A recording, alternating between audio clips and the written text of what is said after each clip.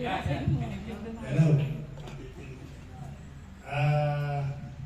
Alam ko na minsan ang bagay ay kapag hindi pag-usapan ng ayos ay dahil sa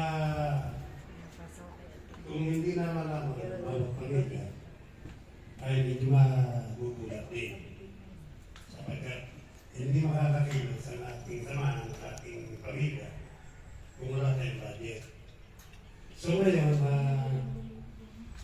napagkaisahan ng organizer na sa ating gaganaping unang pagtitipon na magaganap sa pamilya ng Teryo, Tatay Teryo at ng Nanay Iday.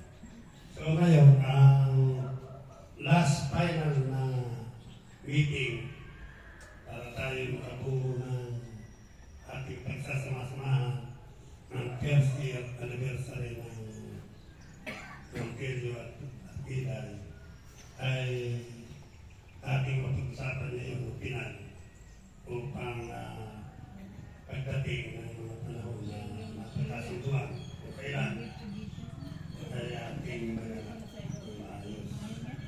So, yan namang 5,000 na tapungan ay hindi naman bigla na ibigay. Kami namang 2 gigs, 3 gigs, 4 gigs hanggang sa mabuo yung pinagkasunduan. So, para hindi mabigat, kung medyo kulang-kulang yung iba, at meron namang nakapulok, ay pwede namang bigyan din ng tulong yung mga hindi magpakabigay. So, si Ronnie, ang ating coordinator, ay siya magpapaliwanag din ng mga bagay na dapat natin tapusin sa tutukulong ngayong araw na ito. Binibigay